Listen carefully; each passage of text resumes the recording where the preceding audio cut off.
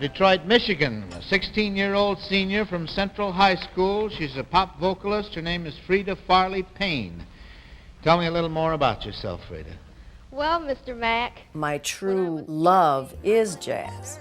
In Detroit, coming up as a teenager, most of my training and experience in the business music-wise had been mostly jazz and big band. I mean, I was singing with big bands when I was 14 years old. When everybody was trying to get into the pop or rock and roll thing that was just starting out, she wanted to go the jazz route. What kind of things do you like to sing? jazz mostly. Yeah? All right, stand back there now and make Detroit proud of you. When she sang at those shows, we were shocked. Everybody was like, This whoa. moment on, you and me, dear, only 240, dear. Freda always had her own style. She was gifted with her own sound and her own interpretation. When you hear Freda Payne, you don't get her confused with anybody else. Freda is a real singer, and her technique is so perfect that sometimes you wonder if it's actually her singing. Can anybody be that good? Everybody was very impressed with her singing skills. She had a wide range of opportunities. I sang for Jimmy Wilkins' big band. I sang on the radio on a show called Don Large's Make Way for Youth every Saturday from the time I was 13 till I was 16. So my experience was coming from the pop, jazz, standard field. This moment on.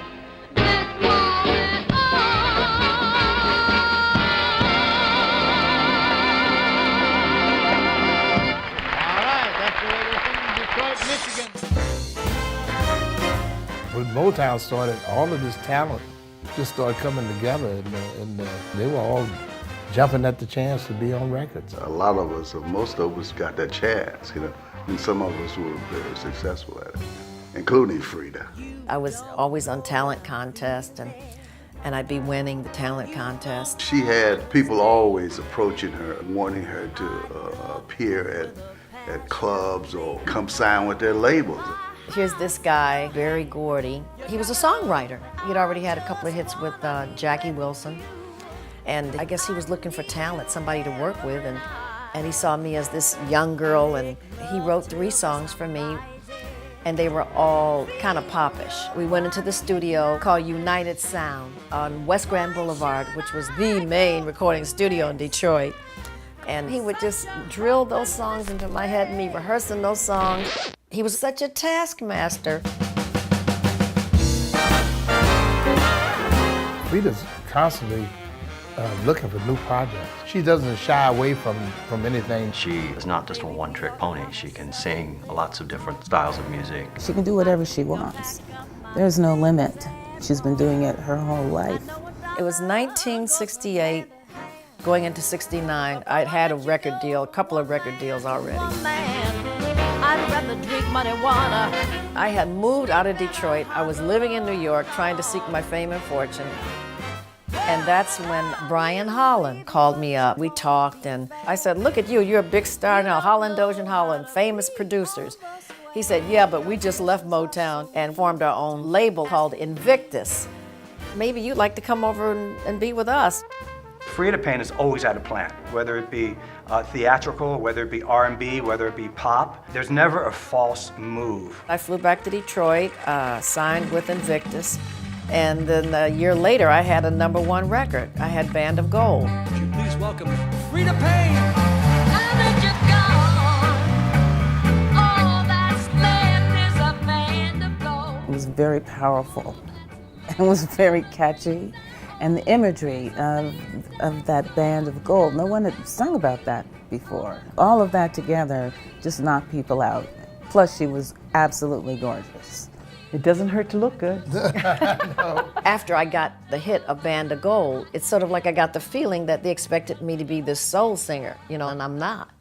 It has made it more difficult for me to be accepted as a jazz artist. Like sugar, so sweet when you stir it up when I take But it's a blessing to me. It's a blessing. Because that's sort of like my calling card. People think, well, okay, we know her for Band of Gold, but she does so much more.